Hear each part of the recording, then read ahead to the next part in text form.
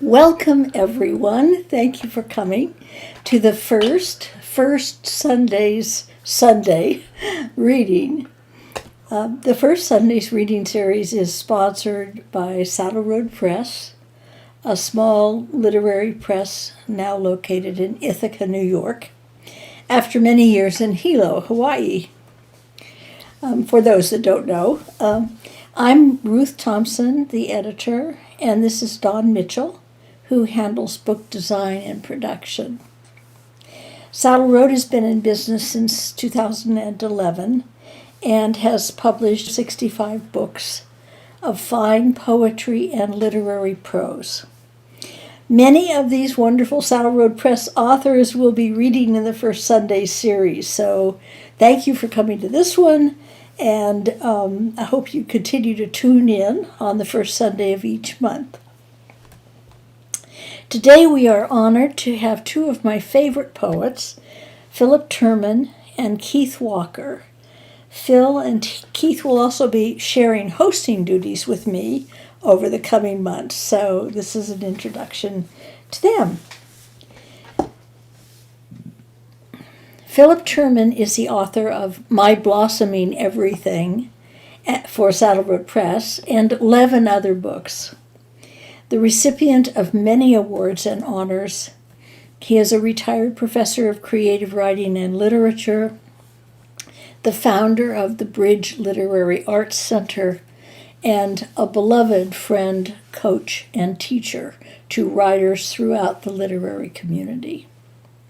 Phil collaborates and performs with musicians and painters, and for many years he has been engaged in collaborating with translators to bring Arabic poets to American audiences. A collection of his own poems has been translated into Arabic. The great writer Anne Pancake said about My Blossoming Everything, "Generosity is the word that first comes to mind whenever I think of Philip Terman's poetry. My Blossoming Everything may be his most magnanimous collection yet, a heart-true buoyancy many of us need right now. In music so lovely and so elemental, it continues to sing even after you close these pages." Keith Walker grew up in North Carolina, Virginia, Tennessee, and South Carolina, where he majored in English at Wofford College. In New York City, he graduated from NYU in clinical social work and has been a therapist for many years. Now in Maine for 35 years, he still eats grits for breakfast. He's been a studio potter, co-founded the Portland Zen Meditation Center in 1994, and completed the spiritual guidance program at Shalom Institute in Washington, D.C. Keith says that a handful of poets and poems have changed his life, and poetry is the best way he's found to explore his experience of being and share it with others. The poems in All That Names Us enfold memory, loss, yearning, and those moments of feeling at home in the world, those moments of not only feeling but being felt.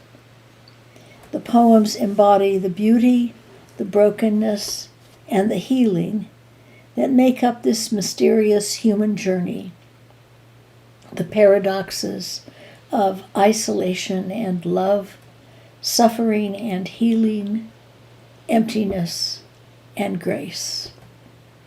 It gives me great pleasure to introduce Phil Terman and Keith Walker to read today. Keith and I have, Keith, if you don't mind my explaining what we might be doing here. Jump right. Unorthodox approach. Since Keith and I are friends and we've worked together for quite a little bit of a time, we thought we'd try, one of us would read a poem and that might inspire the other one to read a poem, and it could be something to do with the one that was just read, or maybe nothing to do with the one that was just read. But we're going to go back and forth rather than the traditional 20 minutes one, 20 minutes the other. So that sound good? Yeah, maybe. Sure. We're going to try it anyway. Keith, you want to start? You want to read a poem? Okay, sure. I think that sounds good. So Right. I'm going to I think it's interesting. I think even if the subject matter isn't a direct overlap, I think our voices and sensibilities are so close in so many ways that there'll be connections Yeah. no matter what we read. And if So you don't find a connection, we'll just make it up. yeah, we'll make it up. We'll fudge it. We'll fudge it. That's Uh, that's our Phil. yeah, and I think I'll start with one. Uh, it's set in Asheville, where I guess that's where my heart and mind are going right now, and I just came back from reunion with my closest college friends in Spartanburg, which even though it wasn't flooded out like Asheville, the whole county was without power. So, and we saw houses that were completely destroyed by fallen trees. So it's I'm thinking about that part of the country and just where my sister lives, and I'm glad to say she's safe and not there right now. So, but this is called In Your Place for Marty. The small plain follows the river, greening walls on either side as we descend into Asheville. I'm flying in to walk your daughter down the aisle on Saturday. The houses spread further up the mountains. I turn up Sweeten Creek, taking the way you used to drive me, where the blue mountains roll towards dusk down Mills Gap, past the Goodwill and the Shell, at the bottom of the hill and pulling up under the poplars that hide your house in shade. 4 years gone. Your wife, my sister, still wears shadows under her eyes. When she and I run out of words, I try to hear your voice, the hard R's of Buffalo, smoothed by 30 years down south. I allow myself to sit in your place, that overstuffed chair too big for you, to look at the world you watched ending, the blue chair where you'd add a flourish of air guitar to a new song you were eager to play for me. I still have the mixtapes you made, filled with your love of music, and now I know love for me. We sat here drinking perfectly poured black and tans, you excited about your classes and students and playing bass in a band. And I see you too, holed up in this chair, hidden behind lesson plans, earphones, beer cans, unreachable for days on end. Your boyish frame left only socks and a blue striped shirt that I can wear. That shirt must have swallowed you like those so-called small cells did in 7 weeks, years after you gave up the solace of smoke. I keep the card you sent for my brother, grieving the time we'd never spent. I should visit you in the Garth near St. Francis and his concrete birds, but you are everywhere but there.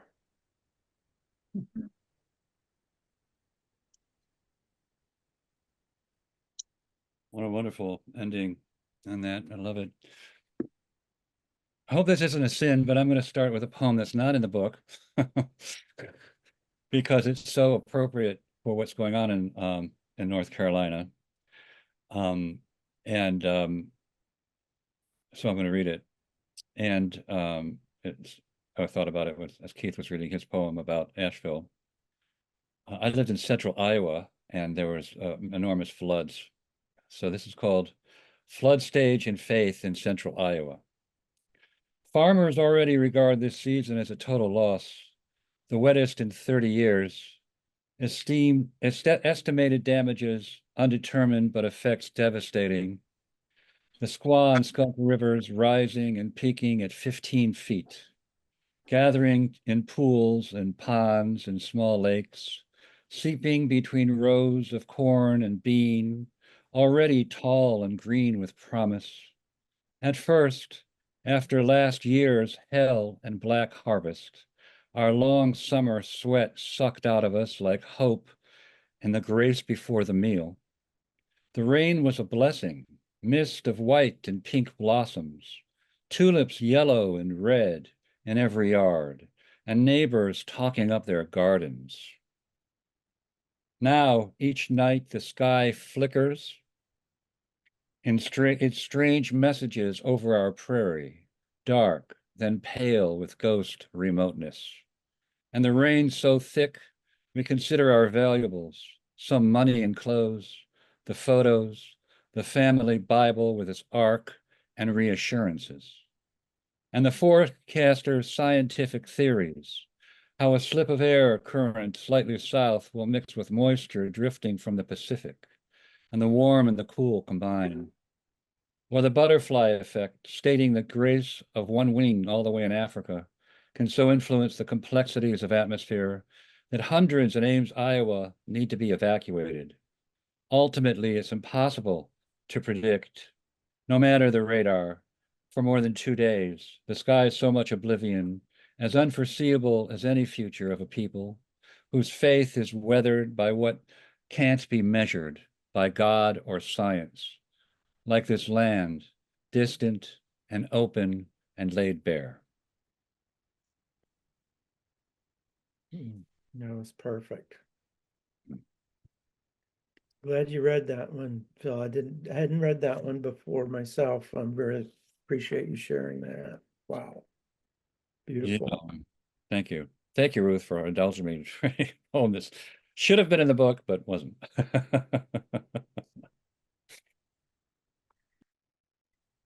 New edition, Phil. It's published by demand, right? We can always. I mean, it changes before. Don does a lot Hey, of work. Don, I'll be in touch. I for some reason this triggers me to go to a poem that's about kind of another side of life in that part of the country that I grew up with. And it's called The News from Fort Fear. A face on the news, one only a mother could love, sits in his chicken coop fortress hung with swastikas and rebel flags, sieg heiling all to hell. In the same foothill accent of my Tennessee childhood. Those beautiful hills and cruel boys. I walked home from school past Jimmy Snyder's squat, peeling house, rusting cars in the yard, stuck in the overgrowth down by Turkey Creek. Jimmy was 2 heads and 2 years taller than everybody else. He slicked his hair back like his daddy, who glared up from under a raised hood with narrow black eyes. Jimmy stood up in Miss Rao's sixth grade class and told Danny Susong to give him a pencil. Danny didn't. His fist exploded with a flesh and bone sound I'd never heard. We cowered, and Danny tried to cry, but couldn't catch his breath, the welt rising red on his cheek. Maybe these men are all that's left of boys, ground down into the red clay until they're all scar and no tears. In his two tall, shiny jack boots, he stops strutting and returns to his lawn chair, babying his gun in his lap, daring us to find that pissing child behind his mask of evil. Wow, Keith, you really powerful stuff. Powerful stuff. I'm not sure I'm going to be able to follow that one with something as articulate. That's okay. Maybe one of those is enough. Maybe so. So it did recall a poem with a kind of different take, but maybe maybe there is a connection there. There was I work with often sometimes with a Syrian translator of poetry, and this wasn't him. This wasn't one of those poems that we worked on, but um, at the university where I was teaching, there was a Syrian human rights worker that did a talk about his horrific experiences of being tortured in Syria during the big, what they call small Holocaust in Aleppo period. And we're going to change the tone after this, right, Keith? But it's a shortish poem, but I guess what the poem is trying to maybe perhaps go for is that we're all kind of somehow, when we find in ourselves things that we need to learn. It's called When the Syrian Human Rights Worker, and the title is like the first line. When the Syrian human rights worker began to speak calmly and slowly of his prison experience, a girl sitting next to me was consulting her cell phone. During his story about his arrest, I noticed she was scrolling Facebook. As he was describing how one by one his nails were tweezered out, she was composing a text. When he developed the part about the quivering of his body from electric shocks, I tried not to look down at the smiling face emoticon she included before pressing send. When his eyes shut as if reliving the moment, and whispered, "They hang me up by my hands and legs and try to split me in half," a show tune sounded from my jacket pocket.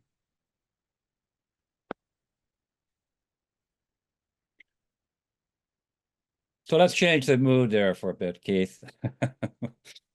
Well, okay, I won't read the one about Rwanda, which I'm Oh, supposed good. Let's hold off on the world. I'm gonna read something else. Okay, good.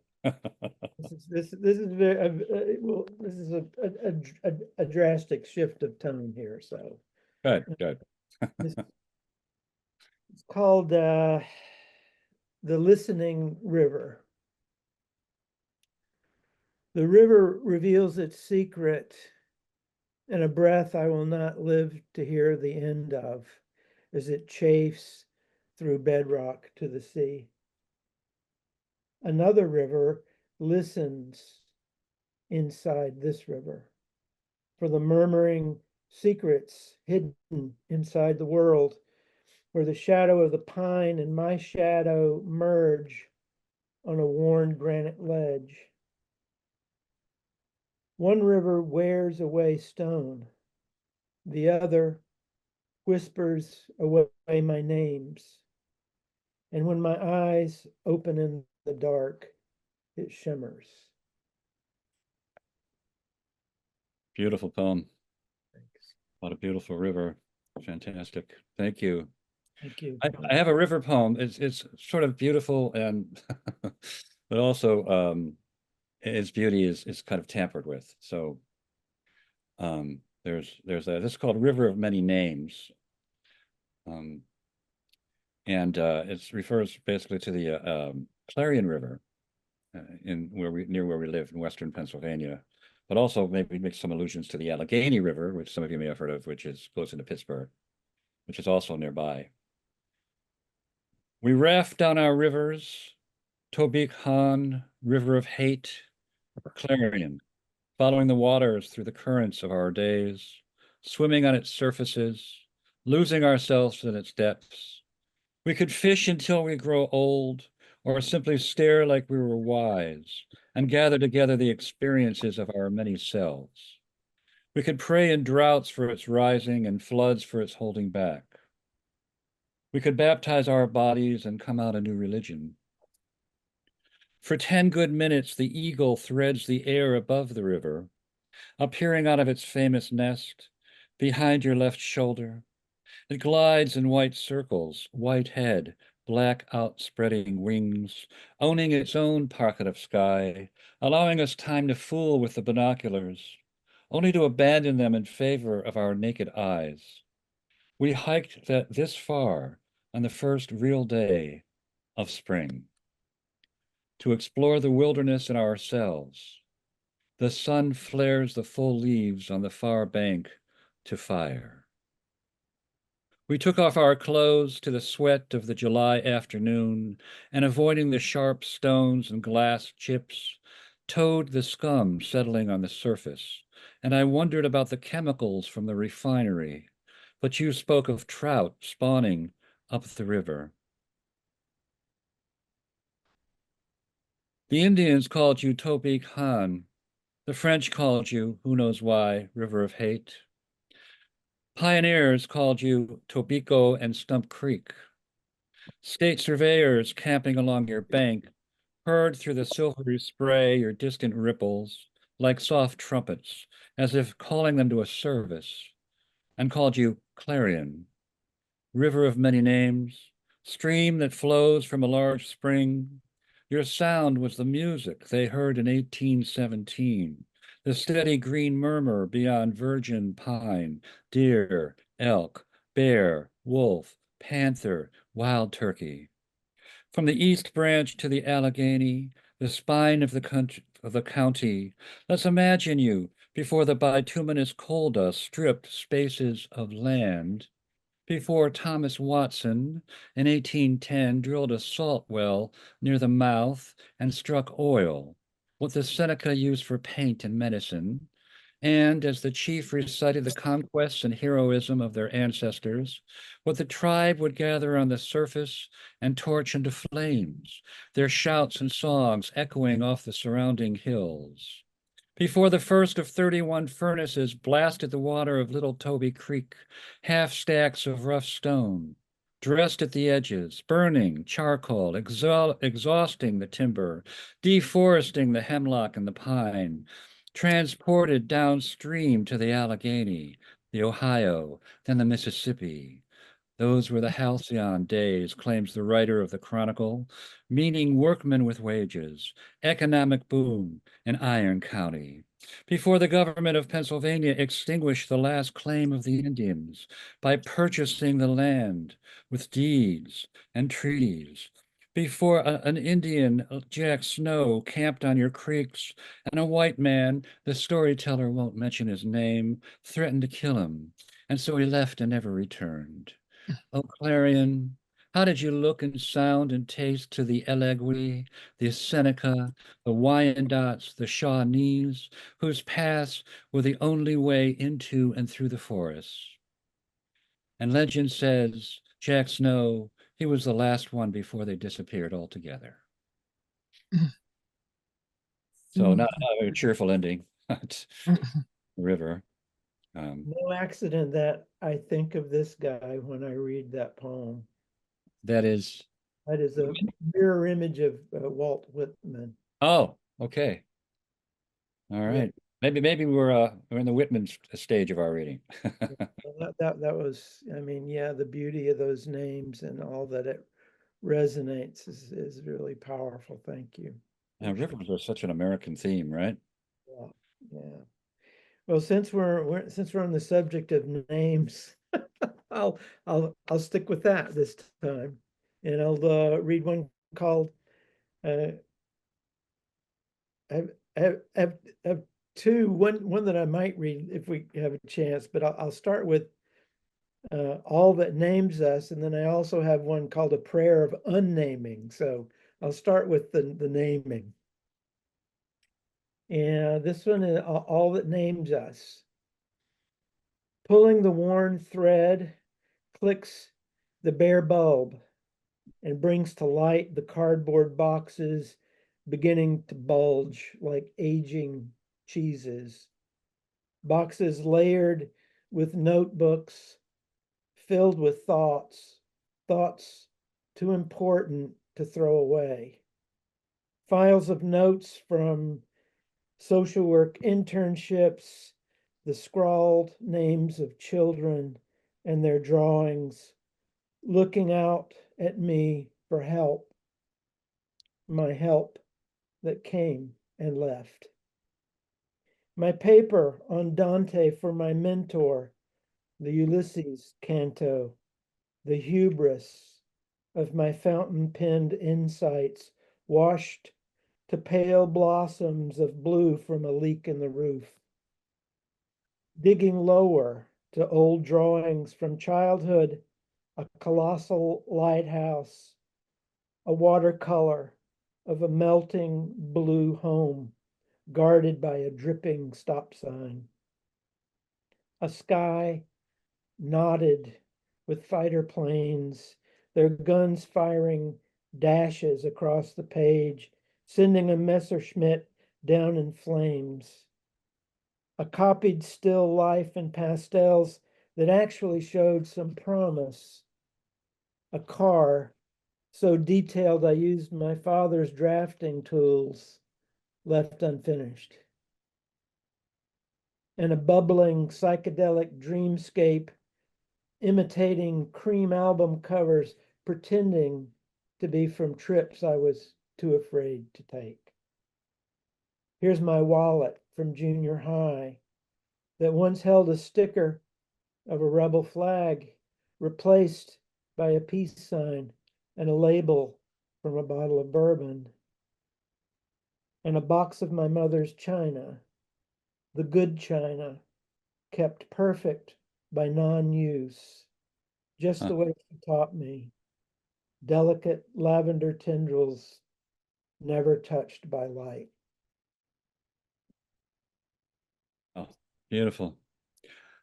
Those specific memories are just so vivid, you know. And the poem was about naming.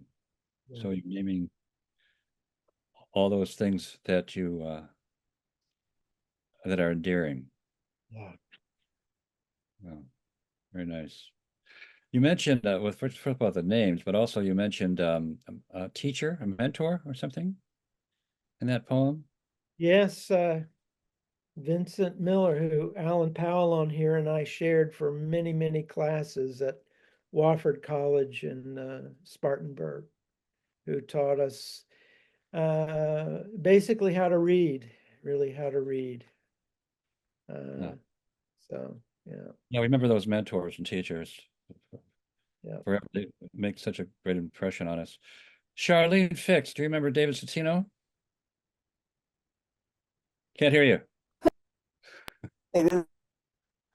Yes, I do, but I never had him for a class. But you heard some good things about him, I bet. Oh, I knew him well. Yeah, yeah.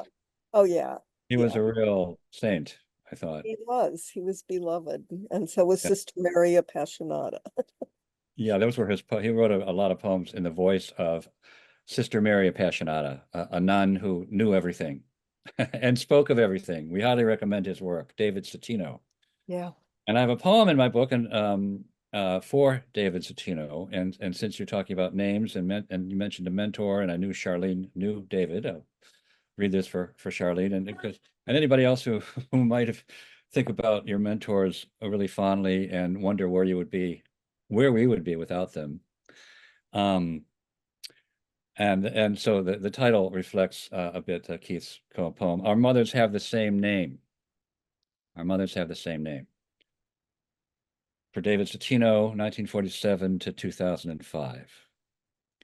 Great teacher, what you revealed in your office after you closed the door and looked into my eyes was your illness.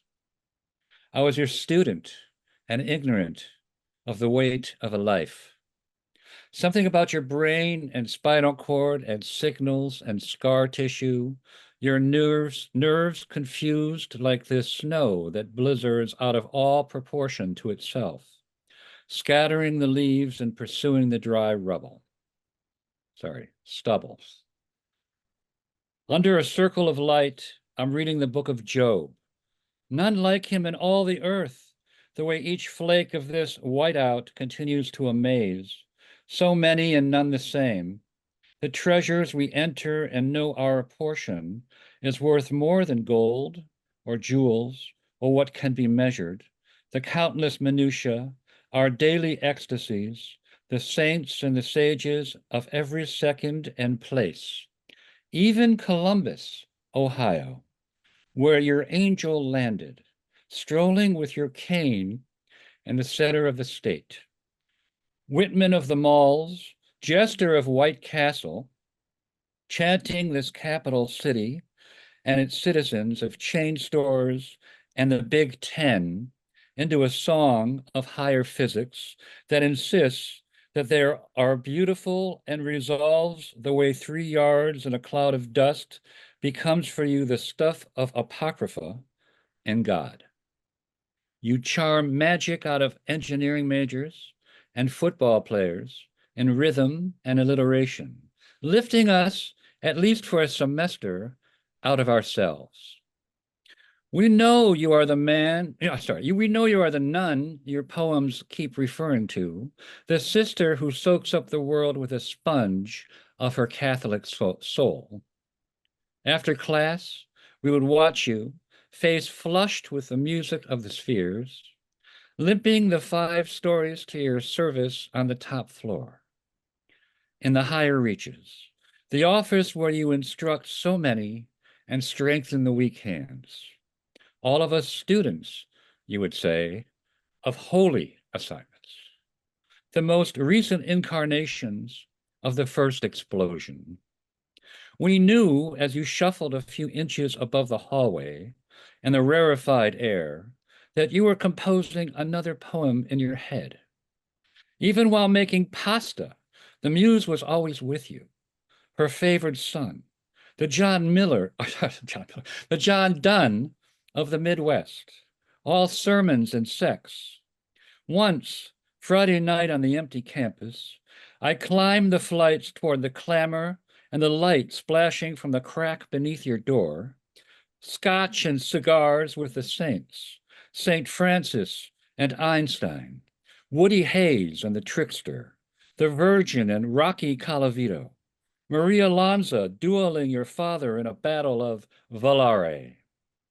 Even your Italian grandfather was shaking his olive tree he brought all the way from Calabria. And you didn't forget to invite the lonely and the lost, whose names you curried from the personals in your continuing party celebrating everything. Above your desk was the words, "Speak slowly." It wasn't so much the poetry you taught me, it was the quotidian, and how each word is a bird of intention. Hath the rain a father? Where were we during the foundations? And how it is all a flowering, and how the exhaustion is a breakdown of a body that cannot hold such a leviathan of spirit, like the theory of the expanding universe, each and every exploding star. It's a beautiful, beautiful tribute, man.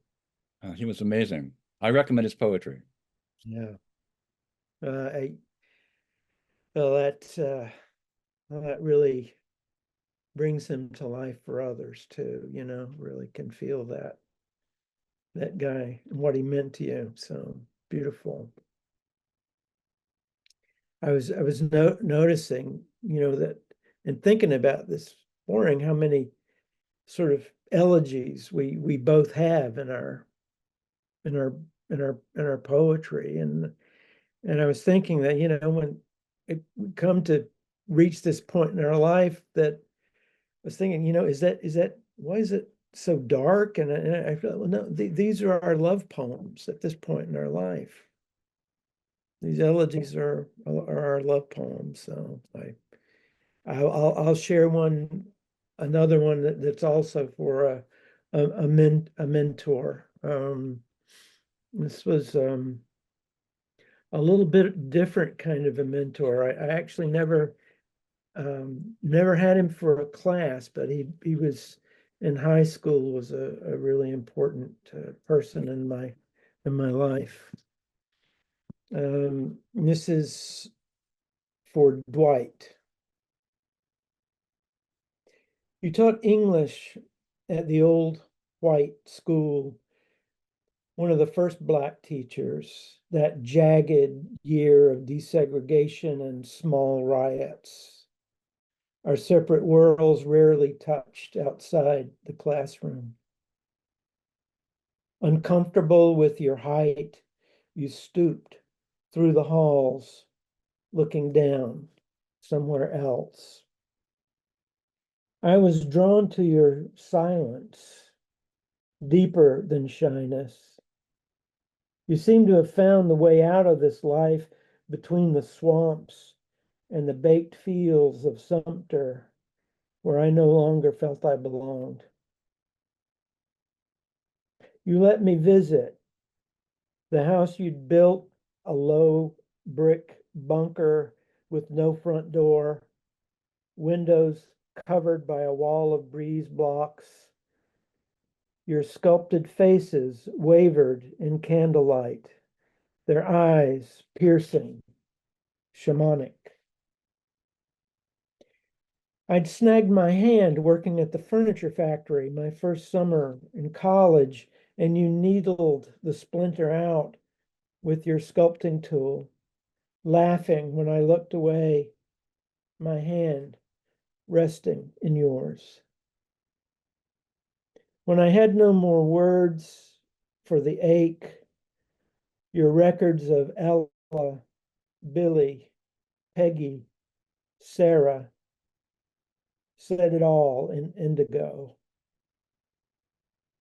One night I stayed until 2 and quietly opened the front door of my parents' house to my father's seething face and my mother's distress. What the hell were you doing so late on that side of town? I was ready to call the police to see if you were dead. I had no way to translate how alive I was. Home from college at Christmas in Kmart, a few lanes over, I saw you and looked away, glimpsing you turning heavily from my avoidance. A few years later, at the end of a call, my mother said, "That teacher you used to visit out by the highway, I saw in the paper his house caught on fire. He went back inside to save some of his art, but he didn't make it out." Half a life and more has gone by. Then last night, you showed up in the blankness of sleep. I want to say I'm sorry. I have no place to hide from your sly half smile, amused. It's taken me this long to finally know why.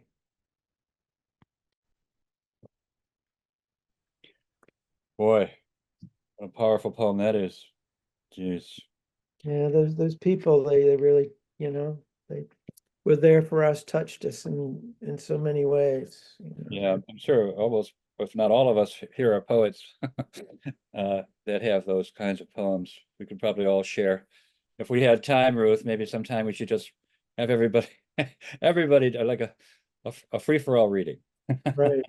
Or something like that. Wow, very moving. So thank you so much for that. I love that poem. That's Thank you. people mean so much to us. Whatever I call it my poetry bone, whatever touches that kind of Speaking of poetry, and well, I guess that's what we're talking about. Your poem really reminded me of a friendship I had with another poet that and I had a regret towards the end. Not as powerful as yours and as all-encompassing. Yours was so powerful, but this was still very meaningful to me. And I'll read it.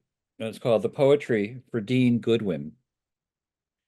In the cafe in Franklin, Pennsylvania, a poet was dying.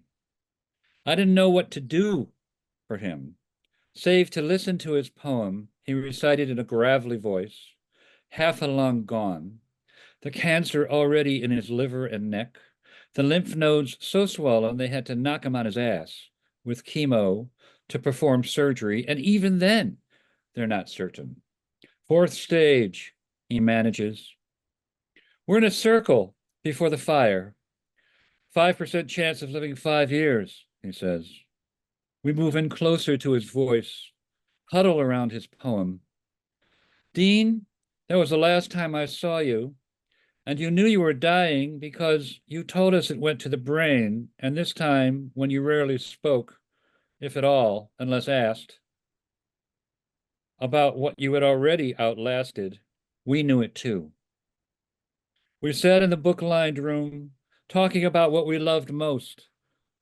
You and I argued, Dean. Oh, yes, we heated up about formal and verse versus free verse, and how what I would say in a lot, you could say in a little. Delicately crafted word jewels surrounded by delicately crafted silence. And naturally, the very last poem I heard from you was your voice tonguing words that took you all your life to write. Children leap summer, you wrote, for youthful joy of movement. Do you remember? In a voice I can only describe as biblical water, the calm kind that someone can cross over. Dean, I told you I would call, and I didn't, and it was too late. You were the poetry. Gee, wow. That's beautiful, man. Let's lighten it up. But that's, I mean, Supposed to have only 15 minutes left or that's so. full of, that's full of light. That's full of light, though. That's the thing. That's, thank you for writing that and sharing that. It's well, let's see. Do we do we have time for one more round in our conversation before discussion and questions, do you think? What do you? Absolutely. Yeah, Yeah. sure. Um, well, I don't know where to go from there. Let's see. How about some kind of love poem to whatever? Yeah, how about a love poem? I'm a love poem. A love poem. Well, like I said, to me, those elegies are Yes, Uh-oh. they they are. are they are my love poems at this point in my life. But I do have one more um, more overt one, which I will share, which I had marked as one to share today. All Anyway, right. go with I'll go with that. Have a recommendation. Called One Sunday. We fall asleep easily behind curtains soaked through with moonlight. Somewhere towards day, a tap begins to drip in a white tiled room inside a dream, and I wake, afraid. We lie mirroring each other, our arms crossed like mummies. I slide my foot to rest in the hollow of yours. You turn and bear yourself up before the weight of morning settles. plodding off on stiff joints to coffee and the Times. Draped across the back of a chair, your blouse fills with light.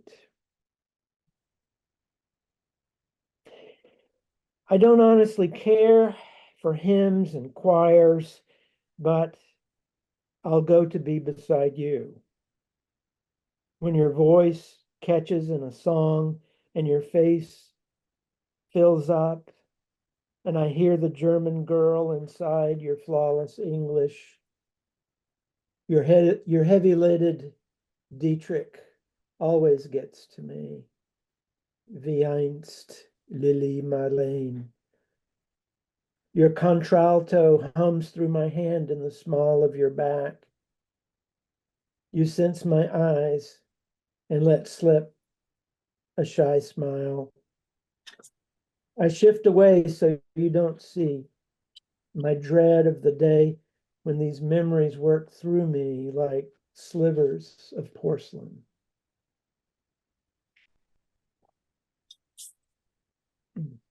Wow. Wow, Ruth, what a love poem, and you delivered, Keith. Well, I know you've got an incredibly beautiful love poem in yours. You get some really wonderful ones. Well, you too, you too. But I'm going to read the title poem of the book, My Blossoming Everything. It is robin's eggs on the just out of reach branch. It is red raspberries in a circular thicket of thorns. Who are you, my beloved? My sweetness, my swallowtail, my infinite youth, my pine shadow in the tall grass, my other self, unreachable, my untrappable hummingbird, my synagogue empty of all but God, my scripture upon which I write, my illegible inheritance, my last night's dream that woke me in confusion, my wings removed in my mother's womb, my knowledge emptying with my age, my words the silence will send out to the silence, my light I cup in my hands and splash in my face, my Jupiter newly risen like my heart. Gorgeous. That's it. That's Wow. gorgeous. Yeah. Thanks for that suggestion, Ruth. Two of my favorite poems. I'm so glad both of you read them. Well, we wouldn't have had you not. Yeah. Should we go with some questions if there's any, or any conversation, any response from this beautiful crowd? I have a question. Oh, sorry. Donald. I have a question.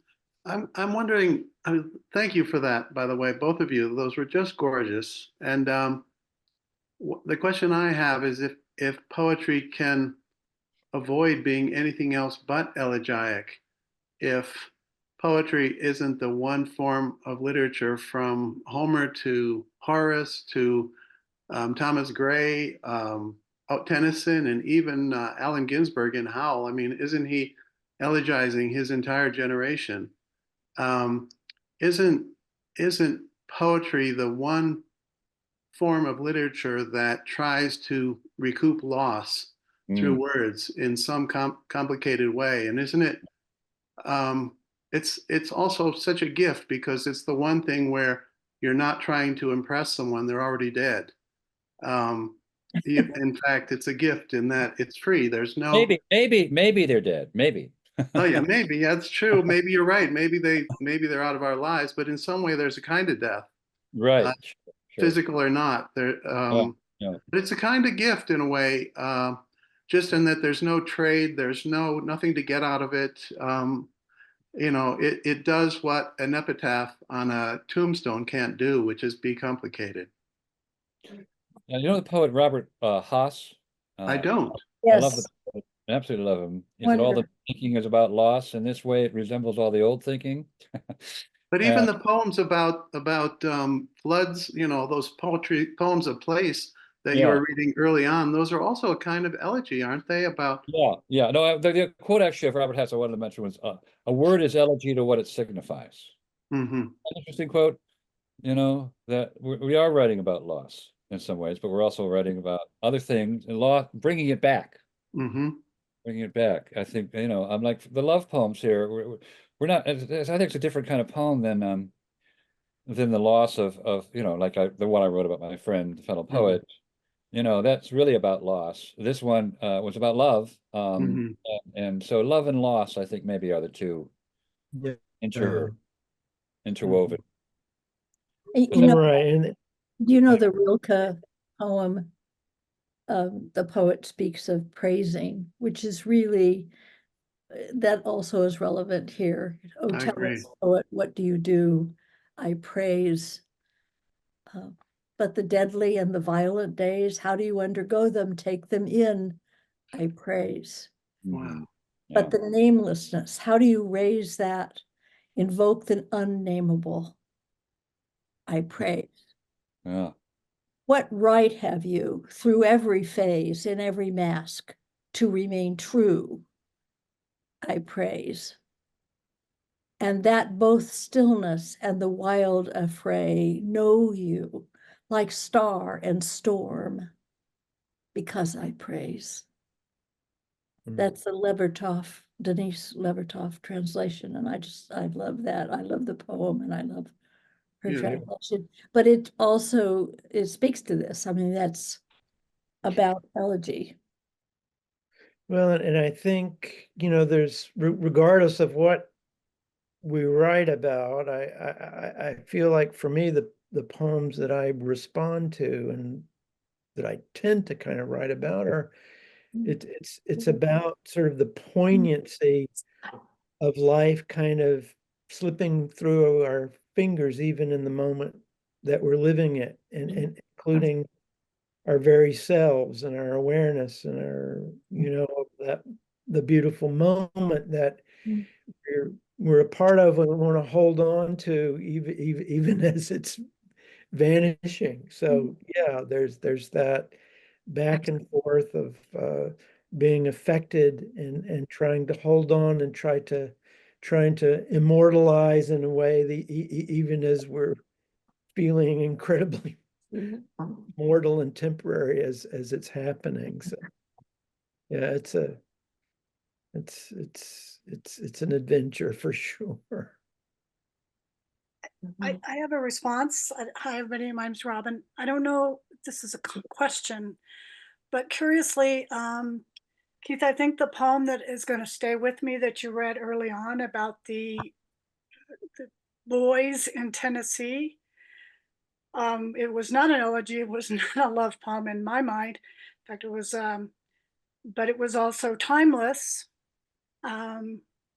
Per the days that we live in today. So I want to thank you for that poem and recognize that we have to write the other side of love as well. Not a question, just a comment. And I just want to thank both of you. I was really moved by both of your readings this afternoon.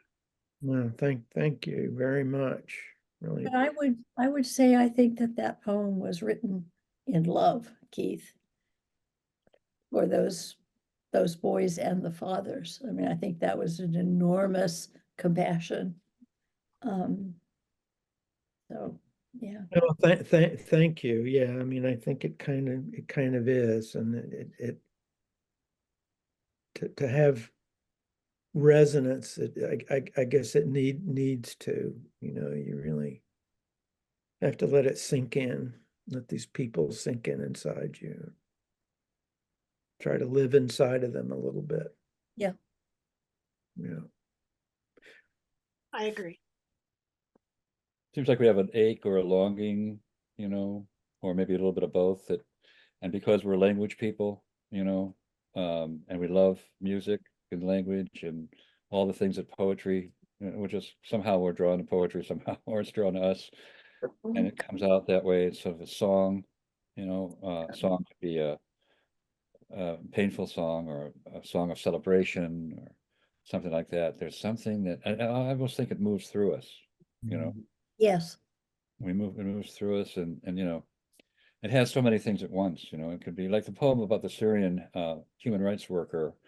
Um, there's an elegy there, but I'm also condemning myself as being someone who's not totally paying attention. That was what the poem was really about. I'm looking at this person in the crowd, in the audience, and she's not paying attention, and then I realize my phone's on, and too, you know.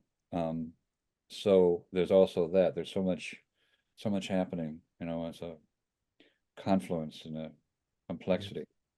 I like very much in that poem that it moves beyond um, blame to Yeah. embracing the we are all, to the extent that there's guilt, we are all guilty, we are all. Mm. Yeah. It's like the old was it Frost or Sandburg, the poem where, the person gets killed by the saw and says, and we being the ones not dead, move on, something like that. Oh, I'd forgotten that poem. Yeah. Says, you know, Yeah. we can only stay there a little while. Then when we move on. Time to move on. Yeah. But it's a we thing too. I mean, Yeah. at first it's a condemnation of a you, but then it becomes a we. Right. We being ones. Oh, okay. So that's what poetry helps. I think poetry teaches us that. Yes. Like at first I might have really blamed this or we blame, something outside ourselves, but then poetry often brings us into ourselves, or myself speaking personally, into, oh, yeah, we discover those sense of discovery. Yeah. Yeah. For some reason, I drawn to trying to do that with some people. I know you worked with me a lot, Phil, on that Dylan Roof poem that I thought was too difficult to read today. But I spent weeks kind of living inside of his world as much as I could to try to write about him and what he did and the world that he comes from, which is overlaps a lot with the world that I come from. So Yeah, one of the things I admire greatly about your poetry, Keith, is that you take on those subjects. Subject of a mass murderer, right? Who goes into a church and murders 9 or 11 people, and trying to get inside that person, trying to understand that, Yes. and I think that's really ambitious and bold of you and you wrote an incredibly powerful poem about it. well, you had a lot to do with that. Um, I was Actually, this brings us, actually, we should fill everybody else in on part of the relationship that in is that you work together on Keith's book. And actually, Phil worked with me on my book, so there's like this kind of uh, knowing one another's work that well is really, anyway, go ahead and talk. That's Yeah, no, and yeah, Phil and I worked together for months, and really a very gifted and sensitive person to share your poems with if you ever want to get help editing. I concur. And but I was just going to say that in a lot of ways, um, you really helped me find the voice, the place to write some of those poems from. They existed in sort of earlier forms that were a lot more constricted, which has a lot to do with my early early Southern background, I think, where I was always taught to be polite and not offend anyone. And I think you helped me discover maybe a little bit more of an open, natural, and honest voice. yeah, that's my Jewish background. We're not polite. Yeah, I'm learning. I'm learning.